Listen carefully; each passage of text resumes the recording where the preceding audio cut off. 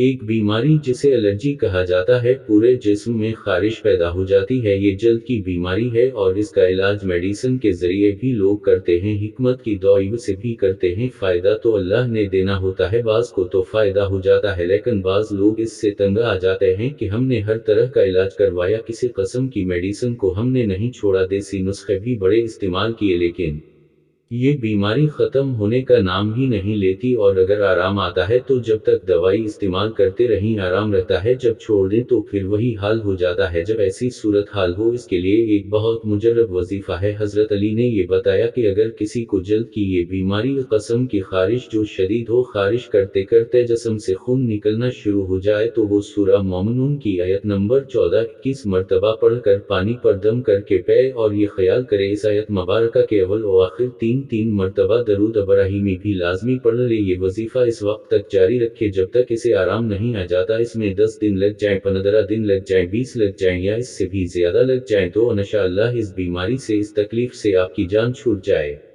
अगर पूरे यकीन से ये अमल किया, यकीन की मजबूती ज़रूरी है, यकीन के अंदर कमज़ोरी किसी कस्म की नहीं होनी चाहिए। और एक दूसरा वजीफ़ा भी उसी मकसद के लिए है, वो हज़रत जफ़र बन सादिक से रिवायत है, इन्होंने बताया कि सूरह क़द्र 7 मरतबा पढ़कर पानी पर दम करके सुबह शाम वो पानी पी लें। इसके भी अव्वल आखिर तीन मरतबा दरूद इब्राहिमी पढ़े, इंशाअल्लाह इसकी बरकत से भी अल्लाह अपनी रहमत से शफ़ा अता फरमाएंगे।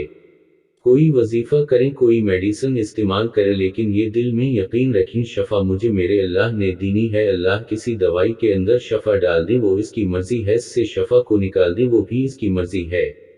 उसी तरह किसी वजीफा के अंदर भी अपने इन मुबारक नामों के अंदर, कुरान पाक की इन आयात मुबारका के अंदर भी अगर अल्लाह शफा डाल दे तो ठीक है, लेकिन यकीन रखें जिस तरह कुरान ने कहा, वननज़ल मिनल कुरान माहु शफा और रहमा लिल मुमिनीन, ईमान वालों के लिए कुरान पाक के अंदर अल्लाह ने शफा रख दी है। बस ये यकीन रखें, ये पक्की बात है, इसमें शक नहीं है। यकीन से ये अमल किया जाए, इंशाअल्लाह ताला इस मुज़ी मरज़ से जान छूट जाएगी। ये किसी बच्चे को है तब भी यही नुस्खा इस्तेमाल करें, बच्ची को है तब भी उसी तरीके से वजीफा पढ़ें, जवान को है, बूढ़े आदमी को है, हर एक के लिए यही वजीफा है। उसी की बरकत से अल्लाह शफा अता फरमाएगा। अल्लाह मुझे भी आप तमाम सामीन को कुरान पाक के इन मुक़द्दस वज़ाइफ के ऊपर अमल की तौफीक अता फरमाएं।